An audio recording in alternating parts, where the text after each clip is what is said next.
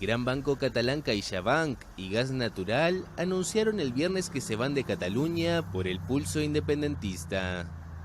La salida de ambas compañías se da gracias a un decreto del gobierno que libra a las empresas de la aprobación de la Junta de Accionistas para el traslado de su sede. Otras empresas que también decidieron irse fueron los bancos Sabadell y Mediolanum, la empresa de dietética Naturhaus o la de telecomunicaciones Eurona. De esta forma, Madrid incrementó la presión sobre los intentos independentistas catalanes, aunque rebajó el tono al pedir disculpas por los heridos tras la operación del domingo. Creo que sería bueno empezar a sellar esa fractura por el Parlamento de Cataluña, donde están representados los ciudadanos de Cataluña a través de unas elecciones autonómicas. El gobierno catalán transmitió el viernes al Parlamento Regional los resultados oficiales de la consulta del 1 de octubre, según los cuales hubo un 90,18% de votos a favor de la independencia, con una participación del 43,03%. El presidente regional Carles Puigdemont retrasó su comparecencia en la Cámara Regional para el martes, tras la suspensión judicial del pleno previsto para el lunes, en el que debía valorar los resultados y los efectos de la votación del domingo.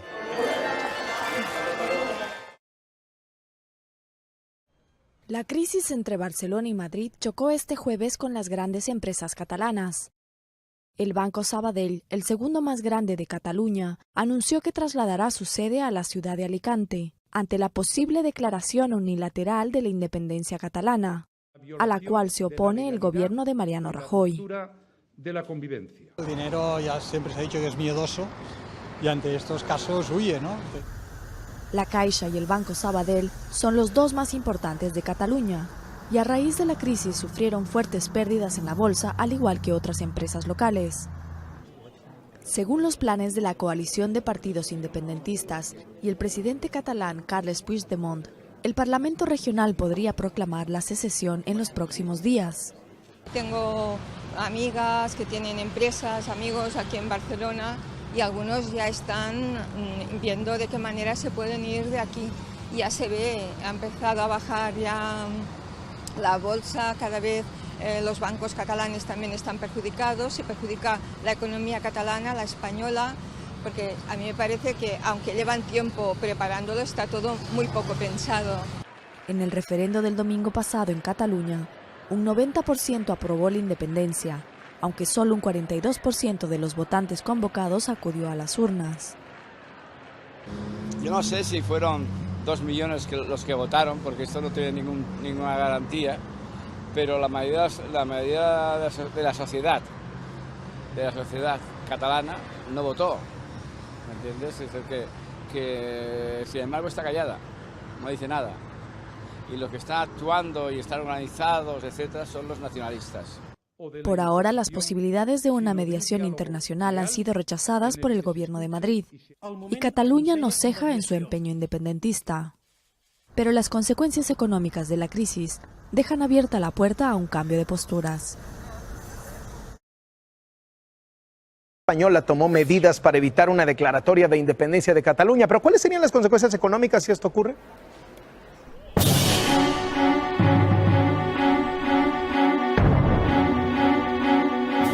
El presidente catalán Carles Puigdemont continúa adelante con su proyecto de independencia y parece ser un camino sin retorno. Cada vez son más los que abrazan la idea. Analistas piensan que desde el gobierno de Mariano Rajoy siempre se obvió un problema serio. Ahora están con urgencias y entre sus urgencias la primera es la reposición de la legalidad.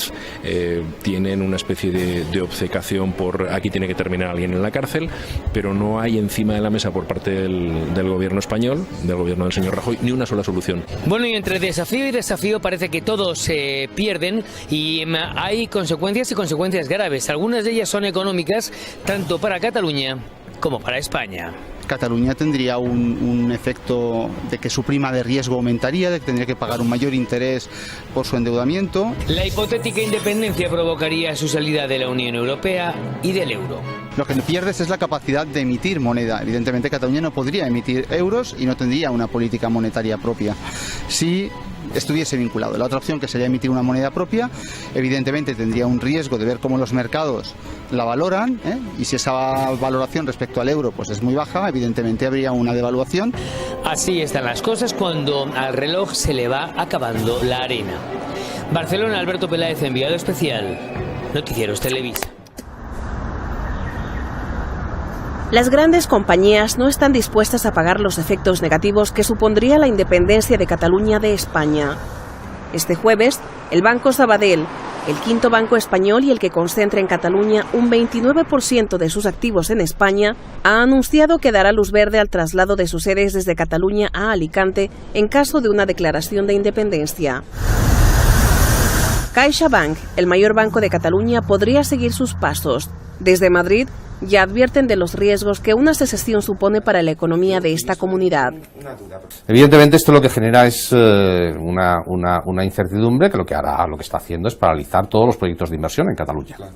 Esa incertidumbre, en estos momentos estoy convencido que no hay un solo inversor internacional ni nacional que vaya a ejecutar un proyecto de inversión nuevo en Cataluña. Eso es algo que es evidente hasta que esto se clarifique. En las calles de Barcelona también se refleja la incertidumbre. Tengo amigas que tienen empresas, amigos aquí en Barcelona y algunos ya están viendo de qué manera se pueden ir de aquí.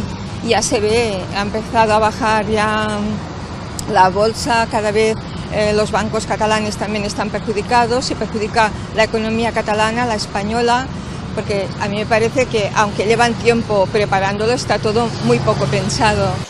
Sin embargo, una independencia de Cataluña será catastrófica para Madrid también.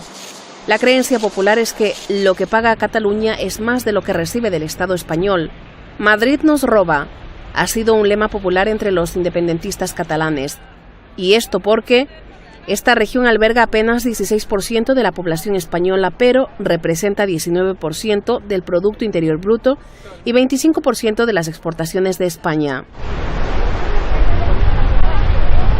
También 18 millones de los 75 millones de turistas que visitaron España en 2016 escogieron a Cataluña como su destino principal, lo que la convierte en la región más visitada del país. Visto desde fuera, Cataluña ya dispone de muchos de los elementos emblemáticos de un Estado, pero sin el visto bueno de la Unión Europea, su independencia podría acabar en una crisis total, ya que un tercio de las exportaciones de esta comunidad van a Europa.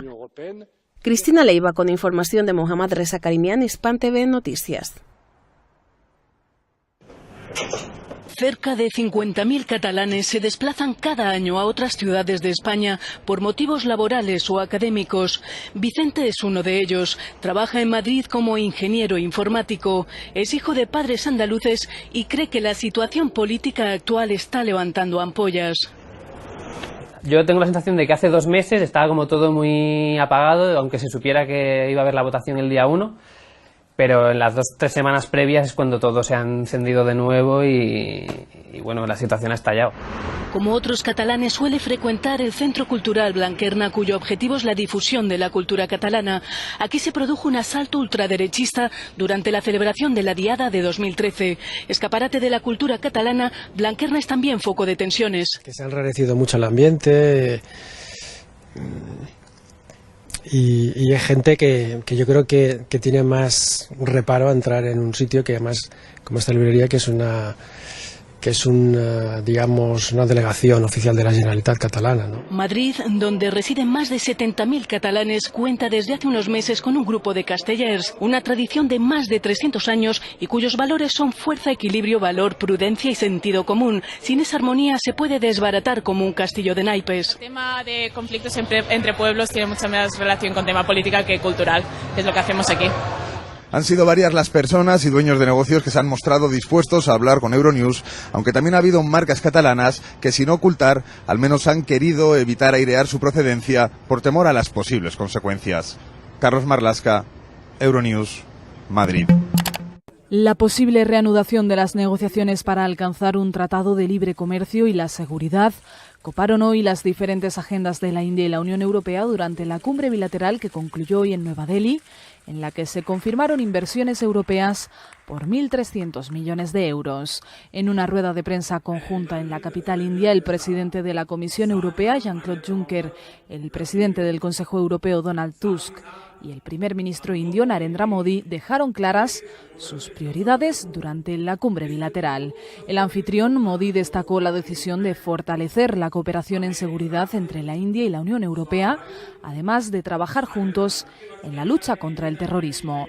Las referencias de Modi a las negociaciones para un tratado comercial fueron, sin embargo, escuetas, un tono que contrastó con la firmeza manifestada por Juncker en apoyo a un avance definitivo en la negociación comercial. La Unión Europea y la India comenzaron las negociaciones para la firma de un acuerdo de libre comercio en 2007, pero ambas partes no han logrado limar sus diferencias y acercar sus posturas.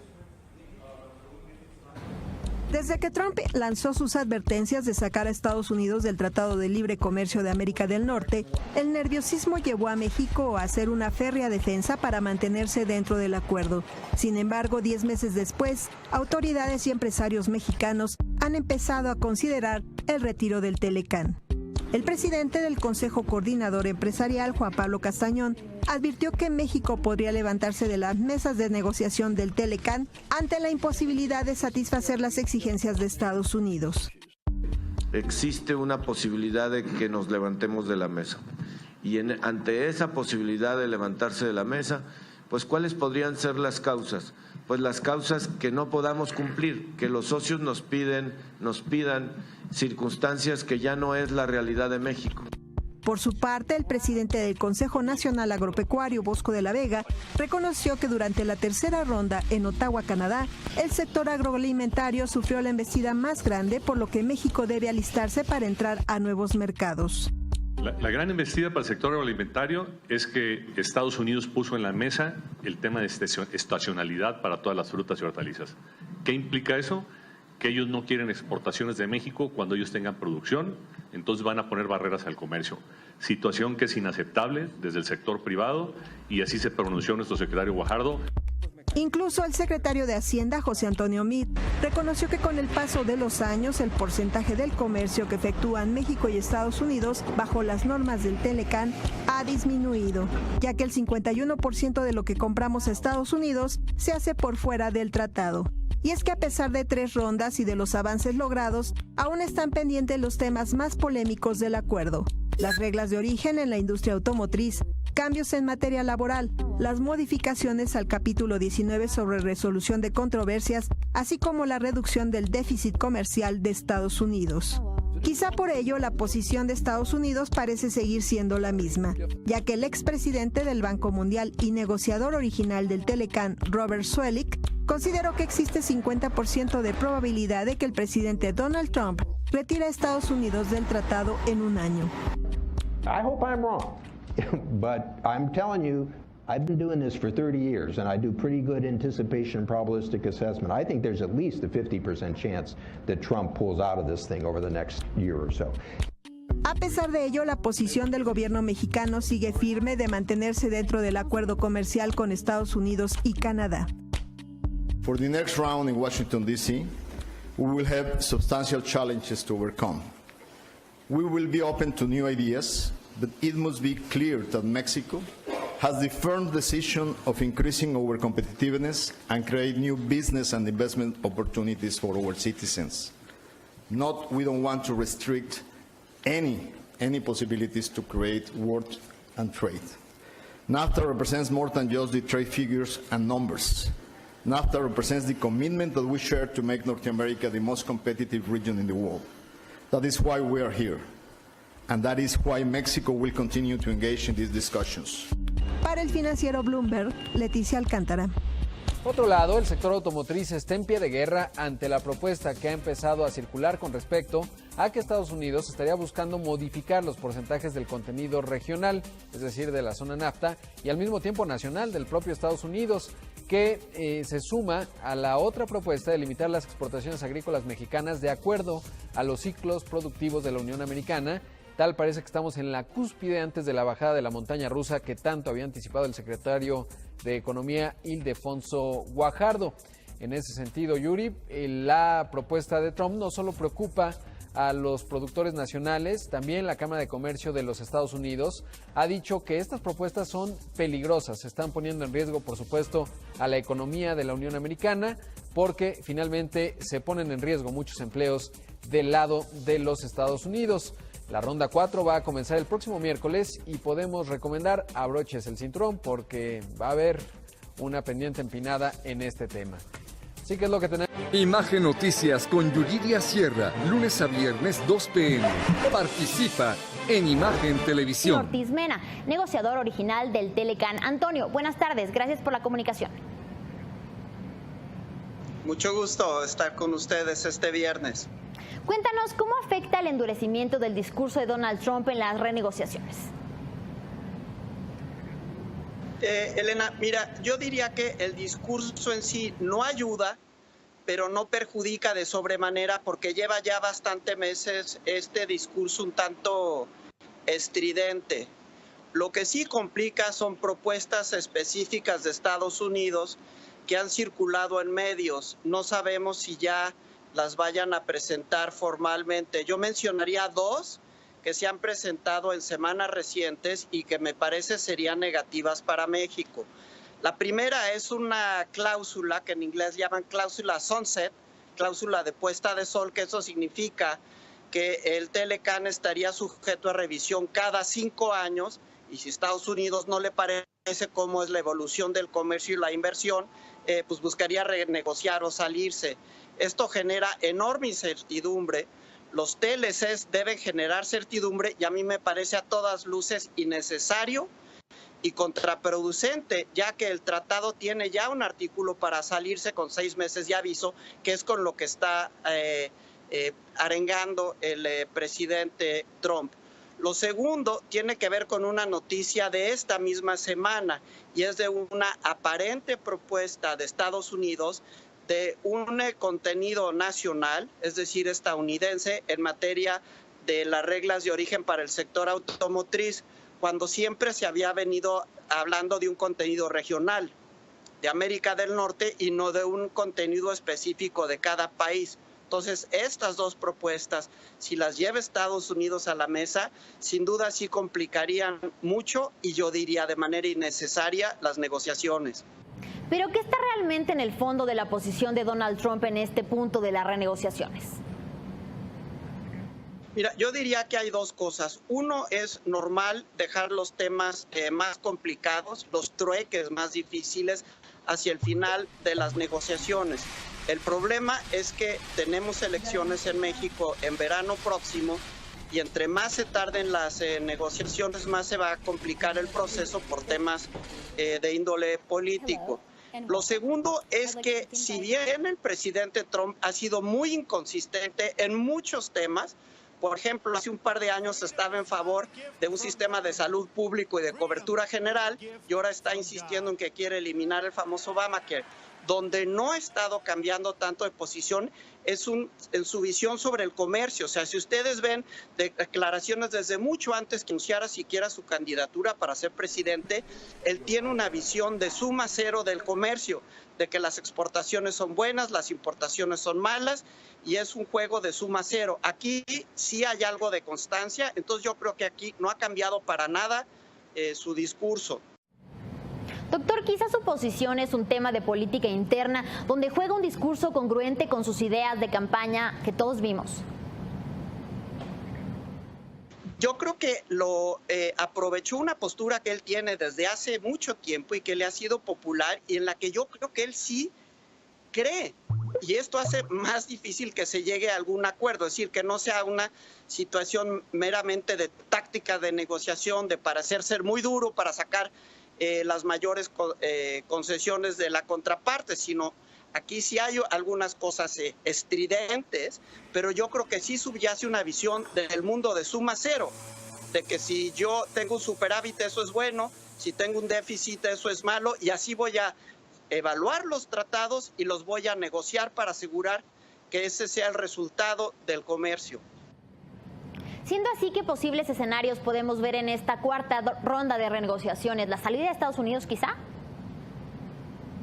Pues yo creo que más bien podrían ser México o Canadá quienes pudieran en cierto momento decidir que las propuestas de Estados Unidos no son aceptables y suspender las negociaciones. Canadá lo hizo en su negociación original con Estados Unidos. Antes del Telecan hubo un tratado de libre comercio entre Canadá y Estados Unidos. Y cuando Canadá y cuando Estados Unidos se negaba a darle a Canadá lo que hoy en día es el capítulo 19, los paneles binacionales para resolver temas en materia de prácticas desleales de comercio, Canadá se paró de las negociaciones, se salió y en esa ocasión Estados Unidos sí accedió a la solicitud de Canadá. Entonces, yo diría que podría ir más por ese lado. ¿Y cuáles son los verdaderos retos, doctor? Entonces, los retos son, primero, ver si Estados Unidos ya presenta propuestas en los temas más difíciles, porque los temas controvertidos son de los que ha hablado Estados Unidos, pero no creemos que ya hay propuestas formales al respecto. Una cosa es decir, quiero que haya un comercio justo o que busquemos mecanismos para reducir el déficit bilateral con México, y otra cosa es ver en blanco y negro una propuesta que presenten a los mexicanos. Entonces, técnicamente es difícil aterrizar lo que ellos quieren, además de que hay todo un proceso de consultas entre distintas dependencias del gobierno de Estados Unidos. Entonces, esto se está volviendo muy tardado. Es importante que Estados Unidos, más temprano que tarde, entregue esas propuestas y ya que México y Canadá vean cómo reaccionar ante ellas. Si no, va a ser imposible avanzar. Finalmente, ¿qué temas considera que es importante poner sobre la mesa, además de los ya planteados para la próxima semana? Yo creo que sería bueno empezar a abordar, temas complejos de solución de controversias, que son el capítulo 20, que son controversias entre países y que tiene unos problemas para el establecimiento de los paneles. Yo creo que es de una solución técnica relativamente sencilla, pero habría que acordar eso. Está el tema del capítulo 19 sobre prácticas desleales de comercio y el tema del capítulo 11 para resolver controversias entre los inversionistas y el Estado, en donde Estados Unidos está proponiendo que sea opcional, que los países que quieran participar en este mecanismo participen. A mí me parece que eso no tiene sentido, porque si no le entran todos, nadie más le va a querer entrar, y si Estados Unidos quiere recibir inversión extranjera, pues también será importante que le otorgue garantías a los inversionistas extranjeros. Yo diría, esos tres temas de las instituciones del Telecan serían muy importantes, y de una vez ir abordando el tema de las reglas de origen del sector automotriz que tanto le interesan a Estados Unidos. Bien, muchas gracias por su análisis, Antonio Ortiz Mena, negociador original del Telecan. Yo creo que sería bueno empezar a abordar temas complejos de solución de controversias. Al parecer tenemos un problema de señal con el Skype, pero es momento de una pausa y regresamos con más información a ganadores. El plan integral de reforma migratoria que presentaría Trump la semana que viene tendría principios específicos. Debemos asegurarnos de que nos enfocamos en todos los problemas para no lidiar con esto en 2, 4, 5 o 6 años. El plan será completo y detallado, afirmó hoy la secretaria de prensa. Se espera que esos principios sean de línea dura. Este demócrata afirma que está pensado para contentar a la base de votantes de Trump. Esto es algo para tratar de satisfacer a estas personas nacionalistas blancas, estas personas que realmente quieren deportar a 11 millones de personas, quieren cambiar la cara de nuestro país. El plan reduciría a la mitad el número de permisos de residencia permanente a lo largo de los próximos 10 años. Se centraría en atraer inmigrantes calificados profesionalmente y eliminaría el sistema de lotería para visas. Los republicanos afirman que Trump les dijo que cualquier acuerdo para que los jóvenes soñadores se puedan quedar debe incluir fondos para el famoso muro con México. Los demócratas se oponen. O hay un presupuesto el 9 de diciembre que incluye una vía segura hacia la residencia permanente en los Estados Unidos para los 800,000 soñadores y 800,000 adicionales que no han podido participar en el programa o que no cuenten con mi voto. El plan también incluiría que los estados puedan formular sus propias leyes de inmigración, ampliar las condenas de cárcel para los que entren ilegalmente en Estados Unidos, que sea el Congreso el que decida sobre el TPS o estatus de protección temporal y ampliar la capacidad de los centros de detención. Los Dreamers viven en una incertidumbre constante. Mira, me da coraje porque hemos estado en esta lucha por 16 años de una protección permanente para nuestra comunidad, pero también estoy enfocada y sabiendo que vamos a ganar el Dream Act. Hasta ahora, el presidente ha dicho que el Congreso debe solucionar el tema de DACA. Los republicanos dicen que antes de cualquier reforma migratoria han de debatir y aprobar el importante tema de la reforma de impuestos, un tema del que prácticamente todavía no han empezado a hablar en el Congreso. En Washington, Pablo Gato, Univisión.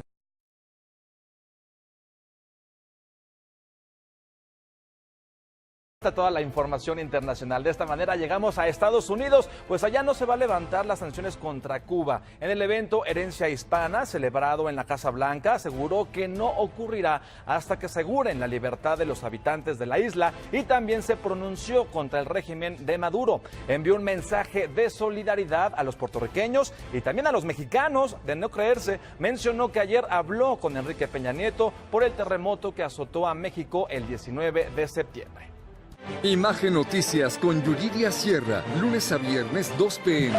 Participa en Imagen Televisión. Me gustaría primero platicar contigo sobre el debut internacional de Emmanuel Macron en la Asamblea General de Naciones Unidas.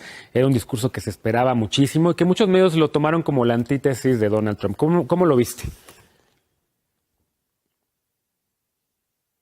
Quiere, digamos, quedarse con el papel de líder del mundo libre, que se pensaba que iba, digamos, a tomar Angela Merkel, quizás por default, después del cambio de actitud que implica Trump como presidente de Estados Unidos y su abandono de temas como el calentamiento global, digamos, el tratamiento de los refugiados.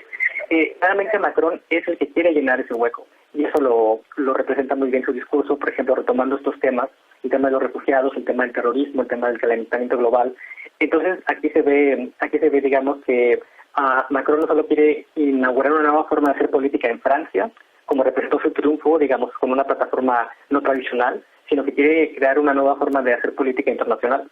Claro, ahora parece que Macron tiene una ambición no nada más de ser un presidente francés, sino también de un líder europeo y de un líder global, ¿no? Digamos que está apostando mucho a esta parte de la política pública, sobre todo a la diplomacia, presentar a Francia como esta potencia que está casi de regreso, ¿no?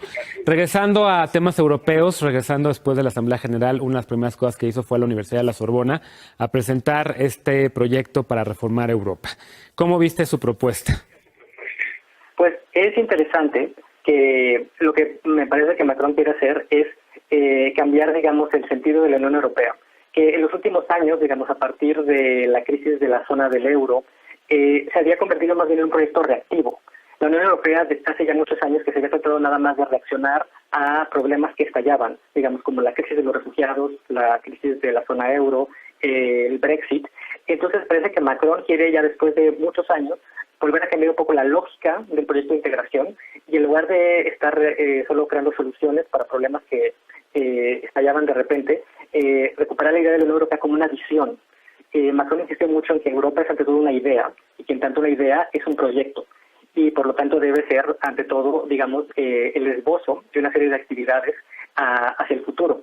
Es interesante que en esto, digamos, reanuda un proyecto o digamos una evolución que se había interrumpido a principios de este siglo, a principios de la década pasada, cuando fracasó el proyecto de una Constitución Europea. Siento que Macron de alguna manera quiere recuperar ese ritmo, digamos, como la Unión Europea como una visión, como un proyecto, digamos, casi utópico, que puede gradualmente realizarse en la realidad.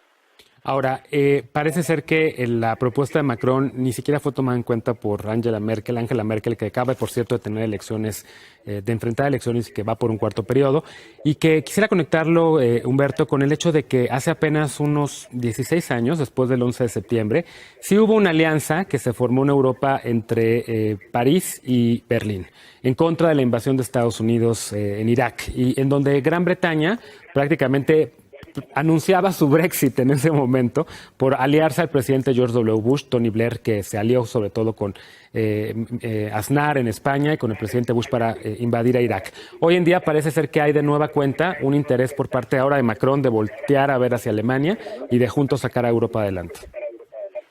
Claro, digamos, este proyecto está esbozado en discursos de Macron en la Sorbona. Tiene una intención y un alcance europeos, pero es claramente, en términos concretos, una llamada a la creación de nueva sociedad con Alemania. Esencialmente, digamos, el interlocutor al que está apelando Macron es Alemania. Si no se construye, digamos, esta alianza, o si no se renueva esta alianza entre estos dos, digamos, potencias en el centro de Europa, pues realmente ningún proyecto de reforma de la integración, del proceso de integración tiene futuro.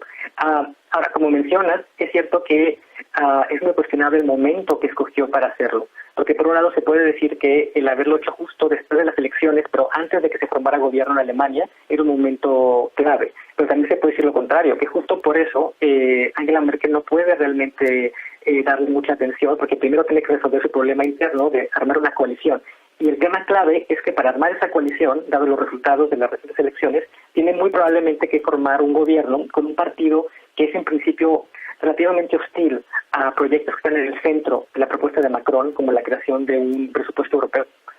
Claro, entonces, por lo pronto digamos que esta propuesta de Macron se queda para la constancia de que hay un intento de Francia por tratar de hacer algo con Europa, pero no va a tener fines prácticos, no se va a convertir en una realidad en lo inmediato.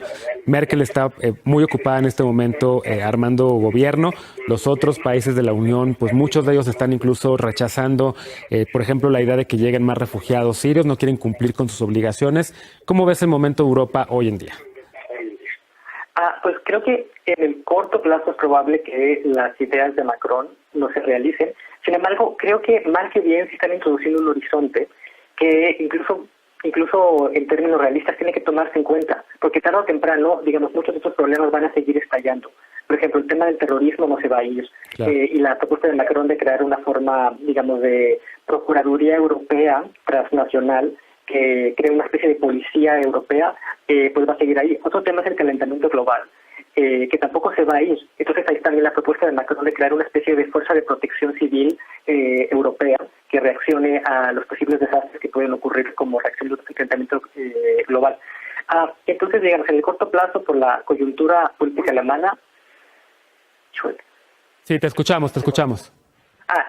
En el corto plazo es probable que no se va a realizar, pero al mismo tiempo es también justo este idealismo un poco realista, porque introduce este horizonte que nadie más está discutiendo y que introduce en la discusión temas que nadie más está poniendo atención. Por ejemplo, el tomar en cuenta el hecho de que el ascenso de la ultraderecha es una nueva realidad europea, como lo muestran las elecciones alemanas, en las que ya entró por primera vez, después de la Segunda Guerra Mundial, la ultraderecha al Parlamento.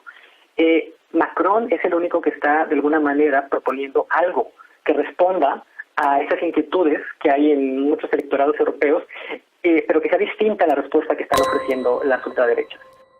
Comenzamos ya con los temas de la noche.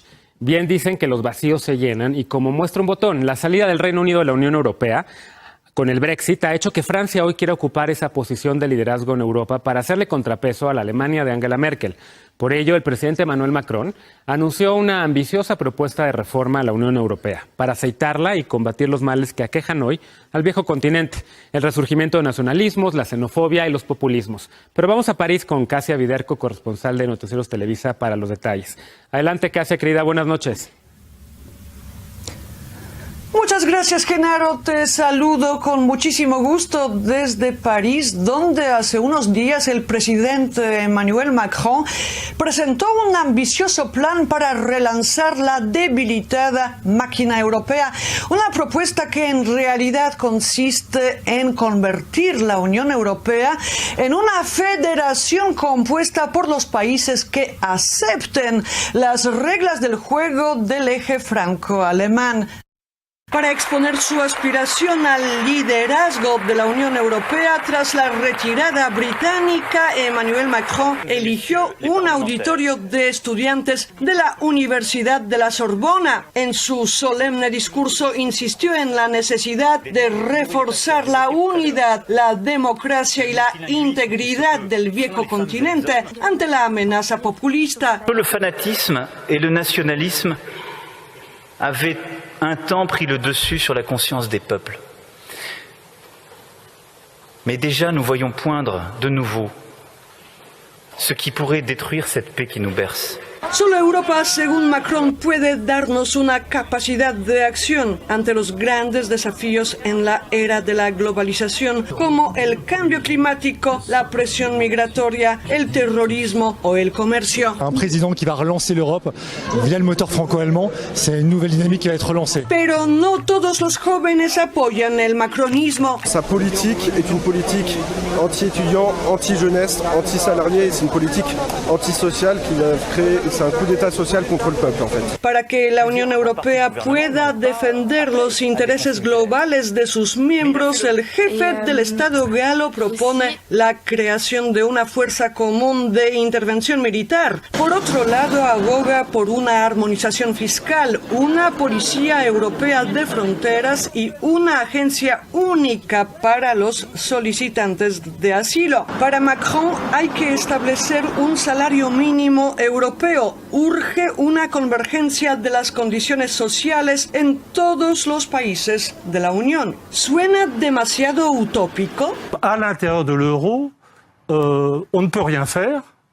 Compte tenu de la puissance de l'économie allemande. Uno tiene la sensación de que el discurso de Macron fue dirigido a Alemania, pero su gran socia Angela Merkel, que salió desgastada de las últimas elecciones ante el vertiginoso avance de la extrema derecha, reaccionó sin entusiasmo ante la batería de propuestas lanzada desde la capital gala. El problema es que el gran proyecto de Emmanuel Macron choca frontalmente con la árida realidad. En la Europa de hoy se extienden como la pólvora los nacionalismos, los populismos y la xenofobia.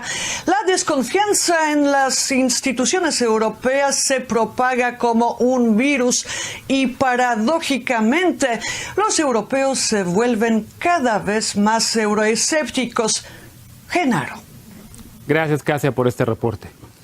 Y después del corte vamos a platicar con Humberto Beca al respecto de esta iniciativa de Macron de querer poner a Francia en el centro del liderazgo de la Unión Europea. Ya lo vimos a Macron recientemente en la Asamblea General de Naciones Unidas. Su discurso fue tomado por analistas internacionales como el contrarreflejo, lo opuesto al discurso de Donald Trump, que fue un discurso completamente anti-multilateralismo, anti-Naciones Unidas, y el de Macron, un discurso pro-diplomacia, pro-multilateralismo. Vamos a ver más al rato con Humberto Beca qué opina al respecto. Ivana Trump, ex esposa del presidente Donald Trump, reveló que él le ofreció ser embajadora de Estados Unidos en la República Checa. Esto lo hizo en una entrevista con la cadena CBS. La millonaria originaria de la antigua República Checa rechazó el puesto porque argumentó que tiene la vida perfecta y que le gusta su libertad. Agregó que habla con Trump una vez a la semana y que lo ha alentado a tuitear para comunicarse con los ciudadanos. Gracias, Ivana, ¿no? Sin que el mensaje sea manipulado por el New York Times, así lo dijo ella. Fue la primer pareja del republicano, es mamá, además de sus 3 hijos, Donald Jr., Ivanka y Eric. Empiezan a salir los responsables, ¿no? Empezamos a saber. La Comisión Europea pretende aumentar la empleabilidad y el desarrollo personal de la generación más joven de la Unión Europea. Propuso una nueva estrategia de aprendizaje para impulsar el empleo de los jóvenes. El objetivo de la nueva iniciativa es fomentar el aprendizaje y contribuir a una mano de obra calificada y altamente cualificada, que responda a las necesidades del mercado de trabajo.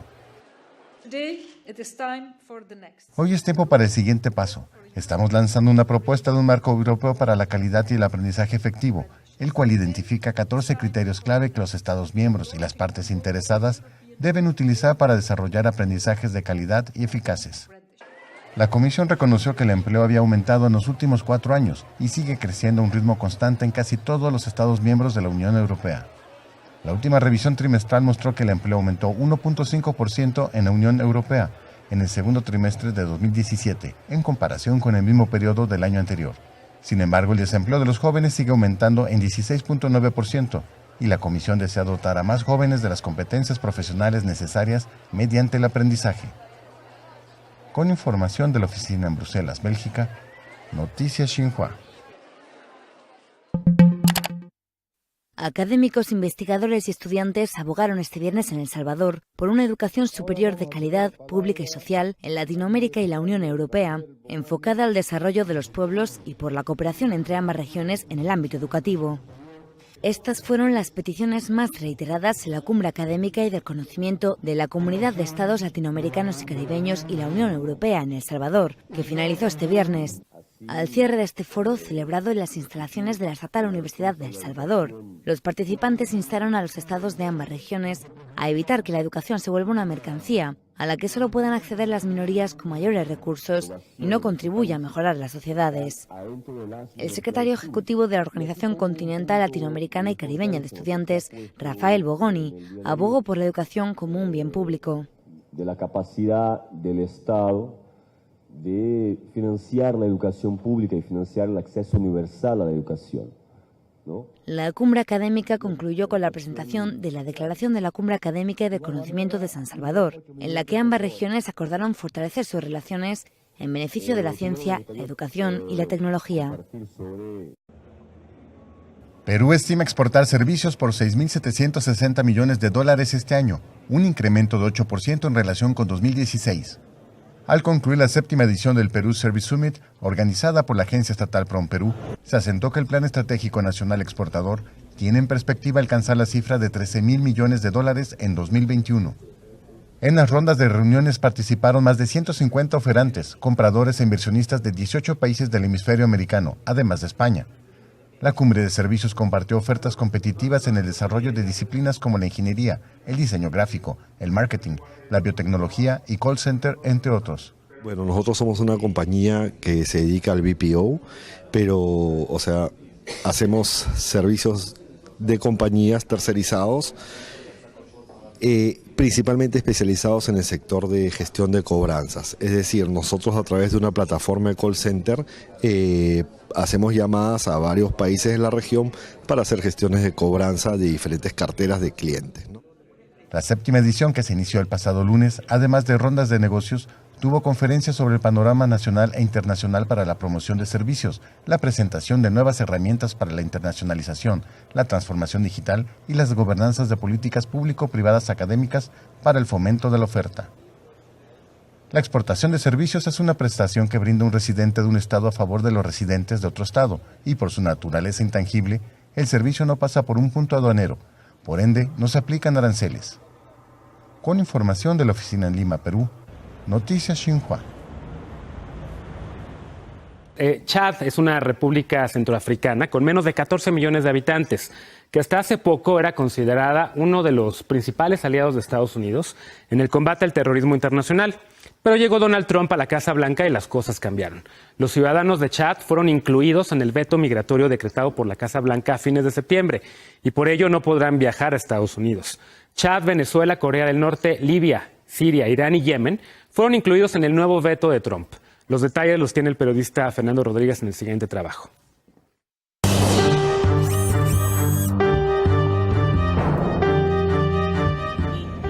Chad está considerado uno de los principales aliados de Estados Unidos en la lucha contra el terrorismo. Ubicado al centro de África, forma parte del Comando Central de Estados Unidos en el continente, un grupo de tropas estadounidenses y africanas que mantienen operaciones antiterroristas.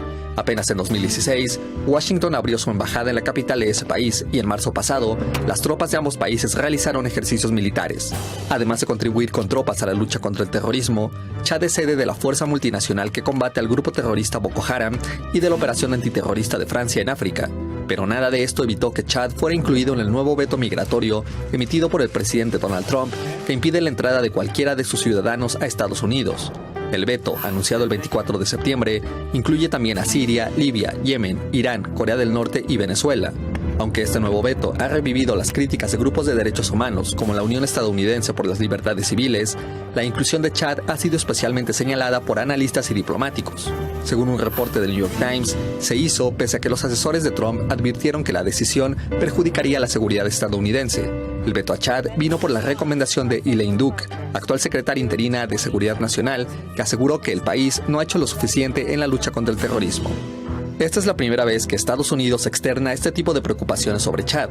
En su reporte anual sobre el terrorismo en 2016, el Departamento de Estado destacó lo contrario, que Chad priorizó los esfuerzos antiterroristas al máximo nivel. La Casa Blanca le solicita a todos sus aliados información constante sobre sus avances contra el terrorismo, aunque no detalló qué tipo de datos fueron los que Chad no entregó. Estados Unidos también advirtió que numerosos grupos terroristas como Boko Haram, Al-Qaeda y el Estado Islámico operan en el país y la región circundante, lo que implica el riesgo de que presuntos terroristas viajen desde Chad hacia Estados Unidos. Para analistas del Council on Foreign Relations, los argumentos de la administración Trump son difíciles de creer y consideran que el veto es una incompetencia por parte del mandatario. Chad es uno de los países más pobres de África y según el Council on Foreign Relations, su capacidad burocrática para recabar información es casi inexistente. Es vecino de países como Sudán, Nigeria, Níger y República Centroafricana, que albergan células de grupos terroristas, pero ninguno de ellos fue incluido en el veto. En el pasado, organismos de derechos humanos habían criticado la tolerancia de Estados Unidos a un gobierno como el de Chad, considerado autoritario. En un comunicado, el presidente de Chad, Idriss Déby, dijo sentirse desconcertado por la decisión de Trump y pidió a Estados Unidos revisar la medida. El asesor de seguridad de Trump, el general H.R. McMaster, dijo en conferencia que Chad podría ser retirado del veto en un par de meses sin dar más detalles. Sin embargo, analistas como Mondemu Yangwa del Woodrow Wilson Center advierten que al vetar a los chadianos, Estados Unidos ha mandado una señal de ser un aliado poco confiable. Mientras tanto, Chad ha señalado que no desearía recurrir al principio de reciprocidad para dañar la lucha de Estados Unidos contra el terrorismo.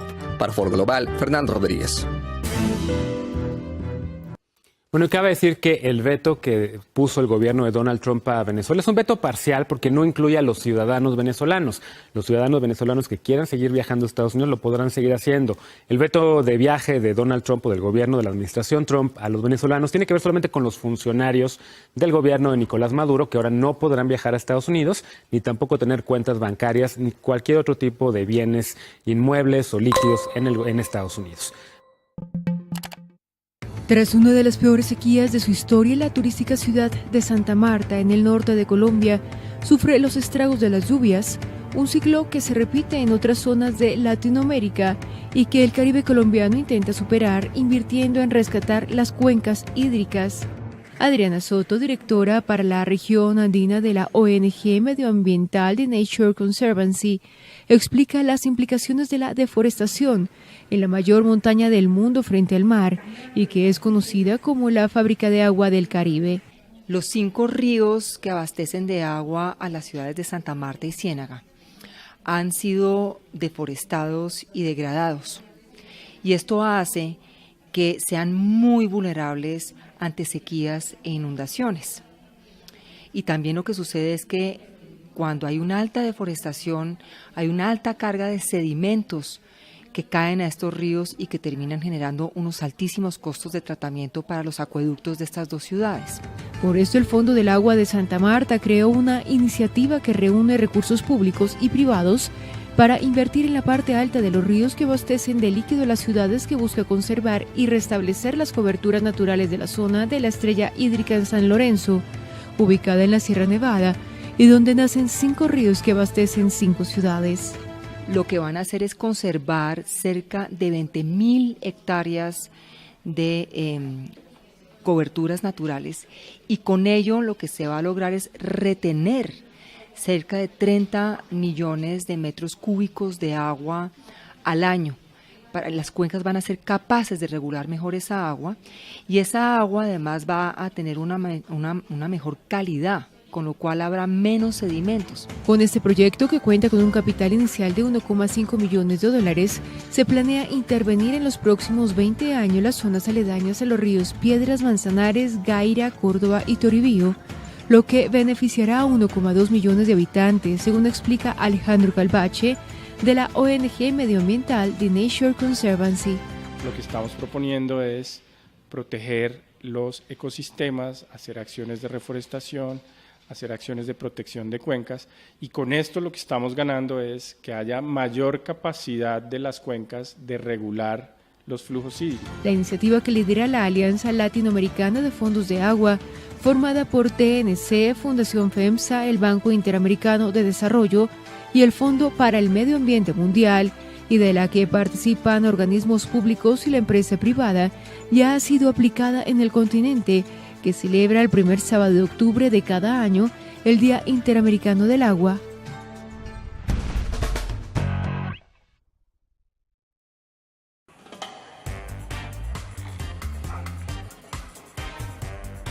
Cada año, los colombianos de la ciudad de Itagüí sacan hamacas y camas a las calles para celebrar el Día Mundial de la Pereza. Estamos aportando en crear una nación del ocio y de la pereza bien sabrosa y bien buena. Si hay ciudades que hacen tiempo para reposar, también hay ciudades que nunca duermen. Lugares en los que descansar es tiempo perdido. Y todo, incluyendo a la gente, se mueve más rápido y con más precisión. A finales de los años 90, el psicólogo estadounidense Robert Levine estudió el ritmo de la vida en 31 países del mundo. Midió la velocidad con la que la gente caminaba y trabajaba, y cuán precisos eran los relojes en cada país. Naturalmente, los más precisos eran los famosos relojes suizos. En promedio, solo tenían un retraso de 19 segundos. En cambio, los relojes en El Salvador eran los más imprecisos, con un retraso promedio de unos 3 minutos y medio. Levine concluyó que en América Latina y Oriente Medio, la actitud de la gente hacia el tiempo era más relajada. Mientras que en Norteamérica, en el norte de Europa y en Asia, la gente prestaba más atención al reloj y la vida era más acelerada. Entender estas diferencias culturales puede salvar, valga la redundancia, mucho tiempo y confusión. Así lo explica Matthew McLachlan de LearnLight, una consultoría de comunicación intercultural basada en Londres. So what that means is you have a policy that says Digamos que se ha pautado una reunión para comenzar a una hora exacta. Eso es algo que se tiene que aclarar para cada contexto cultural. Si estás en África Occidental, por ejemplo, podría significar 15 o 20 minutos después de la hora pautada. En cambio, en Japón, el respeto por los horarios es tal que su sistema de metro es uno de los más eficientes del mundo. Aquí en el metro de Tokio no nos podemos atrasar ni siquiera unos segundos. En este trabajo tienes que tener un reloj mental en marcha constante. En sociedades en las que no hay tiempo que perder, se suele decir que el tiempo es oro. Y es una mentalidad que puede ser rentable.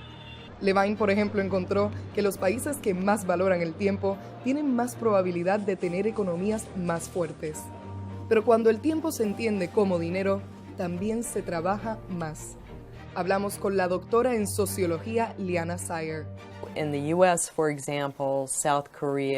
Estados Unidos, Corea del Sur y Japón, por ejemplo, el tiempo se regula para que la gente pueda trabajar más horas. Y de alguna manera se supone que el trabajo es el principal propósito de la gente. Si todo es trabajo y no existe el tiempo para el ocio y el cuidado personal, la vida se puede tornar asfixiante. Las mujeres suelen encargarse de todo el trabajo doméstico y de los hijos. Tienen menos tiempo libre que los hombres y se sienten que no les da el tiempo para hacer nada. Las mujeres que trabajan a tiempo completo, tienen hijos pequeños y están casadas, son las que dicen sentir más estrés. Pero no hay por qué escoger entre dos extremos. El Reino Unido y Francia, por ejemplo, están entre las 10 economías más grandes del mundo, pero también están entre los países que más días de vacaciones pagas ofrecen a sus empleados. En Francia, el respeto por el ocio es tal que en el 2017 se pasó una ley que protege el derecho de no responder correos fuera de horas laborables. Y es que el tiempo libre tiene otros beneficios. Los índices de felicidad suelen ser más altos en aquellas sociedades que le permiten a sus ciudadanos disfrutar de todos los aspectos de la vida. Entiéndase, sociedades que facilitan el acceso al tiempo libre. Estados Unidos es la única economía avanzada que no garantiza vacaciones pagas a sus empleados. Muchas empresas han comenzado a facilitar momentos de ocio y hasta proveer vacaciones ilimitadas. Otras ofrecen costear los tratamientos para que sus empleadas congelen sus óvulos y puedan optar por tener hijos más tarde en la vida. Pero la solución no es aplazar el tener hijos. La solución es que se desarrollen mejores políticas ahora. Políticas que realmente tomen en cuenta cómo el tiempo afecta cada aspecto de nuestras vidas. Para Efecto Naim, soy Alexandra Colonamín.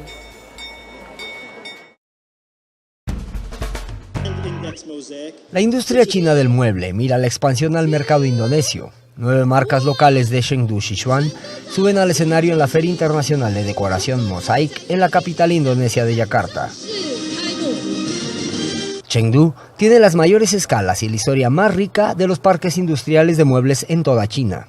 Las marcas de renombre chino, incluidos Guangyu y MIZ, a su lado, muebles innovadores como iPet y Himu también muestran sus productos en la exposición de 4 días. La Oficina de Promoción de Inversión y Negocios de Cheongsu transmitió a través de su director adjunto, Yu Jiang, que la participación tiene como objetivo comprender el mercado de muebles de Indonesia. Al mostrar nuestro último diseño de moda, nos gustaría conocer el gusto de los clientes de Indonesia. Entonces podemos formular nuestra futura estrategia, tal vez hasta establecer fábricas en Indonesia. Una de las empresas de Cheongsu que participan en la exposición es iPet. La marca ofrece un diseño innovador para mascotas, ve la oportunidad en el creciente poder adquisitivo chino y su gusto por los gatos. Hasta donde sé, mucha de su gente gustan de las mascotas también. Por lo tanto, creo que a algunas personas les gustarán nuestros productos. Uno debe comprar uno para su casa y hacerlo parte de sus muebles para cuidar de sus mascotas.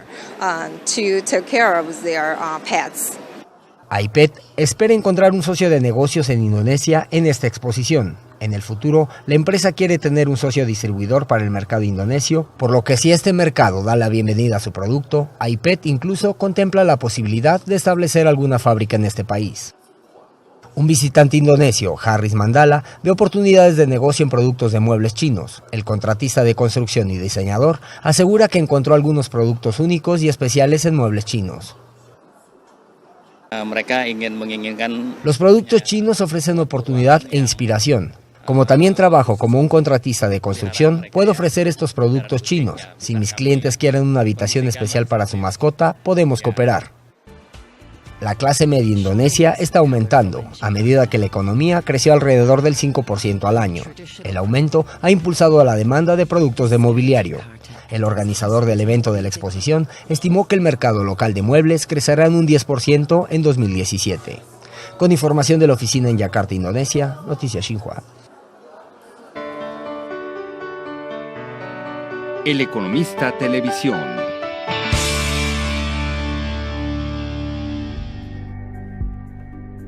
El mercado de televisores en México ha ido creciendo con el pasar de los años, y para las compañías productoras de estos aparatos es importante renovarse continuamente para poder cubrir todas las necesidades de los consumidores.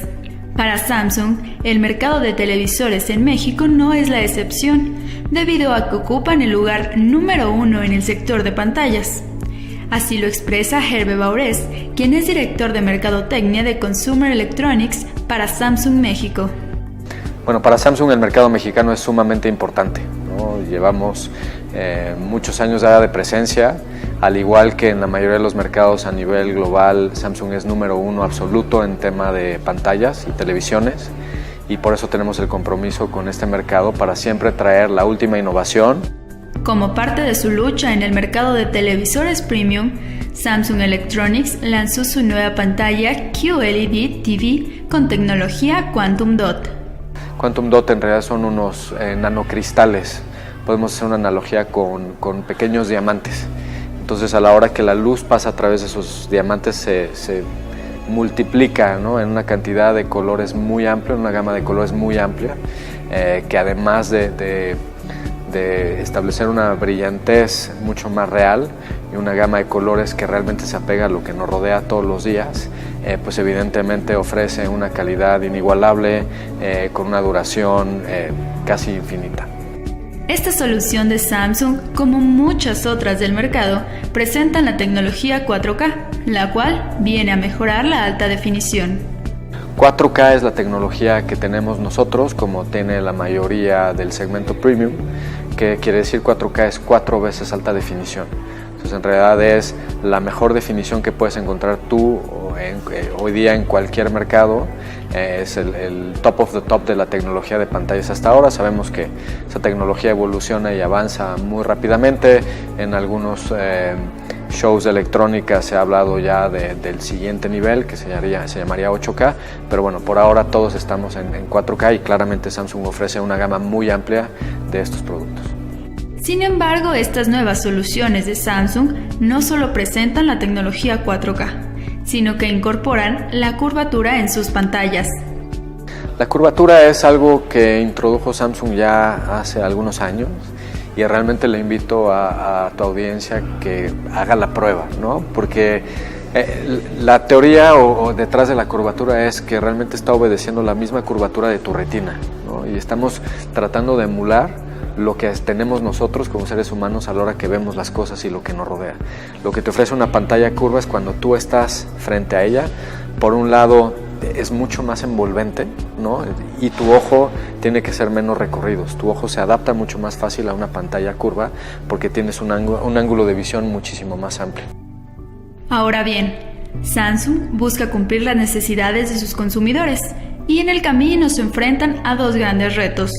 El primero de ellos, acercar la tecnología a sus consumidores y la segunda, hacer que ésta sea funcional en la vida de cada uno de los compradores.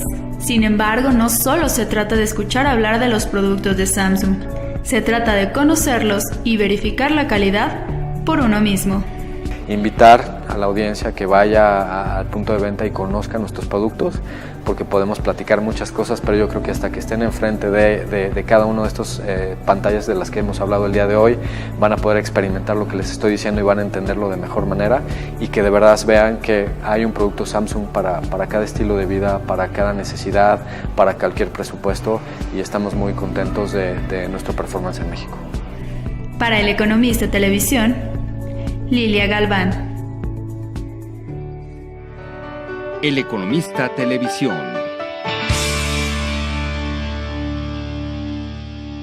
Zinc, plomo y plata en Honduras. Ascendam Resource produce todo. Cliff podría comenzar hablando sobre la minería del zinc, el plomo y la plata en Honduras y sobre sus proyectos y resultados en el país hasta el momento. Desde que Ascendam compró la mina El Mochito a finales de 2016, tuvimos un gran éxito en el desarrollo de la mina. El principal enfoque ha sido extraer más toneladas por día útil y como podemos ver en esta imagen, la producción aumentó de 1.250 toneladas a casi 2.000 toneladas por día en septiembre de este año. Eso se logró mediante la optimización e implementación de nuevos planes y de la modernización de las operaciones a través de la introducción de nuevos equipos. Tuvimos mucho éxito con la nueva flota y nuestros primeros nuevos equipos incluyen cargadores subterráneos que hacen la operación más eficiente, como ya esperábamos. El resto de la nueva flota seguirá siendo introducido durante los próximos 6 a 9 meses y la expectativa es que los volúmenes continúen creciendo. Esperamos cerrar 2017 con un promedio de 2.200 toneladas al día para el cuarto trimestre y la expectativa es que el promedio sea un poco más alto en 2018. En términos del volumen de producción de zinc equivalente en libras, ¿cuál es la previsión para este y el próximo año? Para 2017 nuestro promedio debe quedar en 65 y 70 millones de libras de zinc equivalente. Dicho eso, si en el cuarto trimestre alcanzamos nuestra meta de producción, el total anual será de 85 millones de libras de zinc. En 2018, considerando un periodo de 4 años y una producción de 2.200 toneladas al día, la previsión es de un promedio de 90 millones de libras de zinc. Para mejorar los panoramas económicos de la mina, estamos elevando el contenido del mineral con la misma cantidad de toneladas. ¿Cuál es la previsión para los costos de producción en términos de margen, ya que el zinc acabó de superar la marca de unos $50, que es un máximo de cerca de 11 años? En este momento los costos todavía están bajos, pero más altos de lo que nos gustaría a largo plazo porque la producción fue más baja durante el primer semestre de 2017. Dicho eso, con la introducción de la nueva flota, nuestra previsión a largo plazo es de un costo de $60 por toneladas, que equivale a un costo total AISC de cerca de 82 centavos por libra. Fantástico. En términos de la vida útil de la mina, que también es un factor importante, Considerando que su mina ya tiene 70 años, ¿cuáles son los panoramas? Ustedes obtuvieron óptimos resultados con perforaciones, ¿verdad? Generalmente, una pequeña empresa minera no tiene recursos. Actualmente, en todas las tres categorías, medida, indicada e inferida, la estimación es de una vida útil de 12 años. Es importante destacar que durante los 70 años de operación, la mina nunca tuvo una vida útil extensa, pues es profunda y no muy económica para perforación en apenas una etapa. Por lo tanto, estamos muy confiados. Como usted mencionó, los resultados de las pruebas de perforación confirmaron nuestras expectativas de que la mina tiene una vida útil significativamente más larga. Además de eso, como dije anteriormente, creemos que hay mucha oportunidad para elevar el contenido del mineral. El jueves tuvimos un comunicado espectacular destacando un contenido de 45% de zinc en función de la gran contribución de la plata. Diría que eso también destaca que la calidad del mineral está aún mejor. En términos del propio mercado de zinc, tenemos aquí un gráfico muy interesante porque muestra 10,9 días restantes en las reservas para el consumo mundial. ¿Cómo anda la situación de la oferta y de la demanda? Ahora las reservas de zinc están 43% más bajas, lo que realmente destaca la escasez de oferta. La demanda no es exactamente robusta, pero sigue siendo bastante sana, con un crecimiento de 2 a 3% de acuerdo con el PIB mundial. La oferta está escasa porque muchas minas fueron cerradas entre 2013 y 2015 y ahora eso está empezando a reflejarse en el mercado. El cronograma para introducir nueva oferta es bastante restringido porque es necesario capital y plazos considerables. En ese sentido, necesitamos un periodo de al menos 3 a 5 años para que ese déficit en la oferta sea revertido. La mina El Mochito queda en Honduras. ¿Podría hablar un poco sobre las condiciones para la minería en el país en términos de relaciones profesionales con sindicatos, comunidades y el gobierno? Muchos inversores tienen una visión negativa de Honduras y 10 o 15 años atrás el ambiente tal vez fuese mucho más difícil, pero hoy operamos sin problemas. El ciclo electoral sugiere que el actual presidente debe ser reelegido en octubre de este año y no hay expectativas para cambios. La minería es muy importante para Honduras. En 2015 solo las exportaciones de zinc fueron responsables del 2% del PIB, por lo tanto la minería es una importante fuente de ingresos. Ellos también afectan la relevancia para el país como una importante fuente de empleos. Tenemos familias trabajando en la mina por varias generaciones y la comunidad quiere que eso continúe. Acabamos de firmar un acuerdo con el sindicato para solidificar nuestras relaciones durante los próximos 3 años y esa transición fue muy exitosa a principios de este año. Entonces estamos muy satisfechos con nuestra relación con los gobiernos local y federal. Fantástico. En la pantalla tenemos imágenes de la mina y este pequeño agujero parece ser la entrada para el transporte y la carga. Pero ¿cómo esa gran cargadora, por ejemplo, llega hasta el interior de la mina? Esta entrada en la imagen dice 1948 y fue el primer acceso a la mina. Ella tiene cerca de 70 años.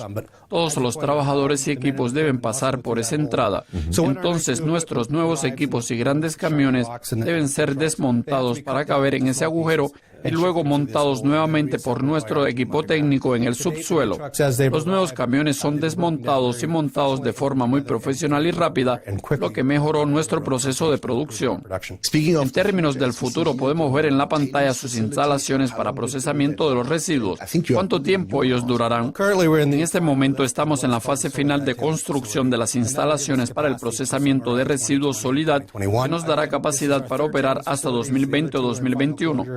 En este momento estamos trabajando en el diseño y en las preparaciones finales para la represa de desechos Douglas, que nos debe dar otros 8 años. Considerando la topografía del área, la construcción de más instalaciones para procesamiento de residuos no es difícil.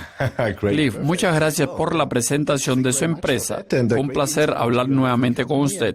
Buena suerte en el proyecto y esperamos una actualización en breve. Gracias por la invitación. Gracias. Hablamos con Cliff Alexander, vicepresidente ejecutivo de Ascendant Resources. Como ustedes oyeron, la empresa está en fase de producción con enfoque en el zinc, plomo y plata y ya están empezando a lucrar. La estimación para la producción en 2017 es de cerca de 65 millones de libras y en 2018 de 80 millones de libras de zinc. Entonces vamos a monitorear de cerca el progreso de la empresa.